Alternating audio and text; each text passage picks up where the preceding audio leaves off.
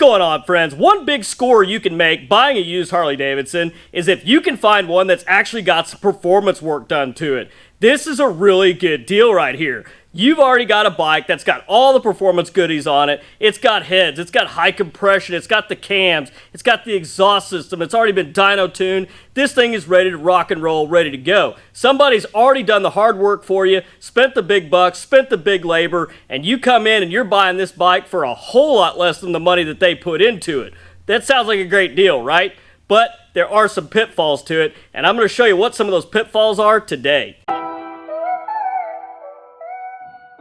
Now, when it comes to getting a Harley-Davidson that's already had a performance build on it, this really is a good score, especially if you find one of these used and you got somebody that's put all this money into it, they've had it for a little while, didn't really put a lot of miles on it, but they need to get rid of it, so you scored it really cheap. That's the best way to find them, is if you can buy them from the person that actually did the work, and you can find the shop that did the work, or if they did the work themselves, and they can document everything that you've got. One of the big problems that I run into when it comes to somebody that buys a bike is they go and they buy it from a private seller and they say, oh yeah, it's got a cam in it or it's got this in it, and maybe it's got a set of heads on it that are actually marked with S&S, Screamin' Eagle, but the seller can't exactly tell you what exactly is in it because they bought it from somebody else that bought it from somebody else that actually did the work, and you kind of fall on down the line here. There's no documentation with it, and the one thing that always comes up is, how do I know what I got? And I always hate to tell everybody, well, there's really no definitive way to know exactly what you have in there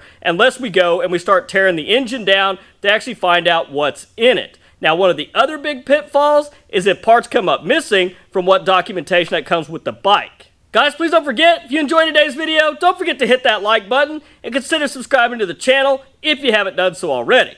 Now, depending on when all this work was done to the motorcycle, if it was recent, this issue really isn't so bad. But if it's an older bike that was done, like, say, in the early 2000s, maybe the mid-2000s, it's maybe changed hands a few times, one thing that can come up is somebody will say, yeah, I think it's got a cam in it. And then somebody will ask me, how do I know what cam's in the bike? Well, there's really no way to know unless you tear it down. Now, usually by riding it, you can tell it might have a hotter cam in it. You can tell by riding it or listening to it. Now, one of the worst things that can happen to you is that if you buy a bike under the impression that it does have some performance work on it, but somewhere along the line, somebody went in there, maybe pulled that cam out, put a set of stock cams in it, or put a milder cam in it, and then what's documented that was provided to you that they said was in the bike isn't actually in there. And I hate to say that, but not everybody is completely honest when they're selling a motorcycle, as I'm sure a lot of you may have found out over the years of you owning and buying and selling Harley-Davidson motorcycles as well.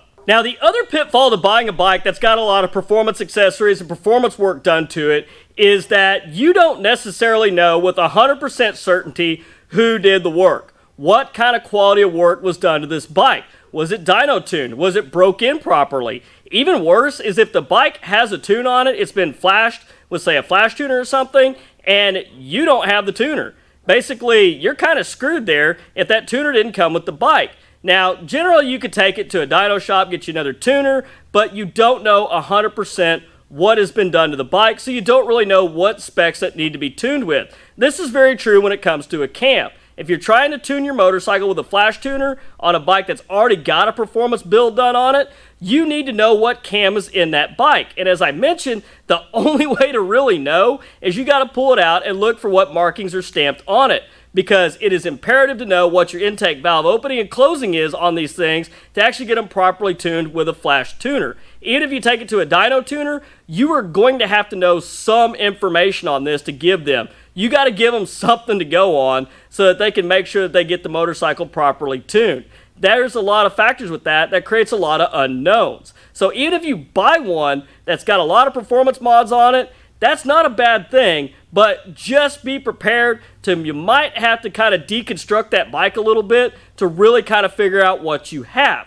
And at the same time, hey, that's not a bad idea, because that gives you a chance to actually look in there. Number one, know for sure what you have, see if there's been any funny business going on in there, and who knows, hopefully not, but it's a good catch if you do, if you find a few things that might need correcting. And if nothing else, at the end of the day, you're going to get a fresh oil change and a fresh set of gaskets, and you know that's solid and you're good to go, and you have that peace of mind. One of our other pitfalls to buying a used bike that's got performance modifications on it is reliability. This goes back to, do you know who did the work? Do you know what shop did the work? Was it reputable? Was it somebody doing it for the first time out of a service manual? Who knows, depending on how old that bike is. But reliability can become a real factor there. Yes, it's got a lot of cool parts on it. Yes, it runs hard. It runs really good. But how well was it put together? Did somebody make a little mistake that's going to cost you big down the road? It may have worked just fine for the previous owner, but you might be the lucky one that has to deal with the issues when it comes to that bike.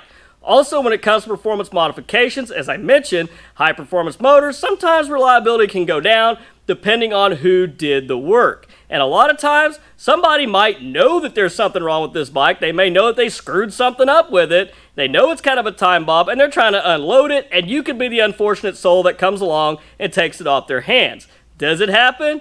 Absolutely. Is it unfortunate? It's very unfortunate. Now, in a perfect world, you're going to come across a bike that's got a built motor in it, and it's got all the paperwork, and you can trace this engine back to exactly who did the work, when it was done. Who knows? If it was done at a shop, you may even be able to go to that shop and go talk to the guy that built it, and if he remembers it, he can tell you anything and everything that was done to it, and this and that. Probably even tell you a few things about the previous owner. So for sure, when it comes to buying a bike that's already got performance modifications on it, I like to get them there. They've been done at a shop that I know who did it, or if it's somebody that I know personally, if I know they built the engine in it, well, I may or may not want to buy it, but either way, generally most of the guys I run with are pretty good at what they do. So I don't really have any worries there if I decide to buy one of those bikes. But knowing the history of a motorcycle that's had a lot of performance parts put into it, that is dang near imperative. It really is a big risk to buy one with all the unknowns that you already have when you're buying a used motorcycle. Now, especially when it comes to mileage on a performance build, I am a little leery of those because a lot of times with a performance build, a lot of times you put all that money and time into those motors with a lot of those performance parts. You didn't do that just to cruise around. You did that to flog on it, enjoy that power. So generally those bikes were probably ridden a little harder than the Electra Glide with the nice stage 1 on it and the cup holder. Now, one other thing when it comes to buying a used Harley that's got performance mods on it, is it got a crate engine in it?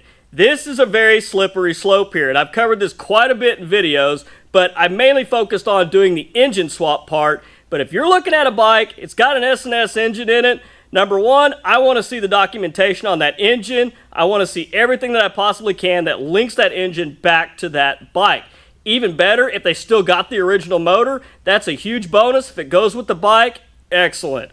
But if you have an aftermarket engine and a factory frame, this could be a very slippery slope when it comes to getting that bike registered in your name, especially if they're checking VIN numbers. Because if that VIN does not match that frame, you can have some issues on your hands. So if you're looking at a bike that has an aftermarket crate engine in it, you're going to want every piece of documentation you can get with that, especially the engine's MSO, the manufacturer's origin of that engine, to show that it came from SMS, that it came from Ultima. You got to show documentation of where that engine came from and how it came to be in that motorcycle. That can be very imperative in getting the bike registered. So don't get yourself into a hole where you go out and buy a bike with an aftermarket engine in it and you don't have the paperwork to back it up. They may not let you register it. And even worse, they might even kind of be looking at you like, hey, is this thing stolen? It's just never been reported. So guys, buying used bikes with performance modifications already done, that is a great way to get your dream Harley with all the work done. And all you got to do is fork out some cash out front. You don't have the downtime, and you're not paying out the butt like the previous guy did that actually did all the work between buying the parts and then paying the labor to put it in, unless he did it himself. But guys, just be aware of some of those pitfalls, especially with aftermarket engines. That could cause you a real problem when it comes to transfer of ownership. But anyhow, guys, I want your opinions on that. How do you feel about buying a bike that's already got a lot of aftermarket performance mods? Do you absolutely have to know what's in there? Or are you good with kind of taking it at face value and saying, yeah, it runs good, pulls hard, supposedly this is what's in it? I'm not questioning it, feels good to me. But anyhow, guys, if you enjoyed today's video, please don't forget to hit that like button and consider subscribing to the channel if you haven't done so already. But guys, until next week, you stay safe on the streets, ride smart, dodge those cars. I'll catch you guys back here next week with a brand new video. Thanks for watching.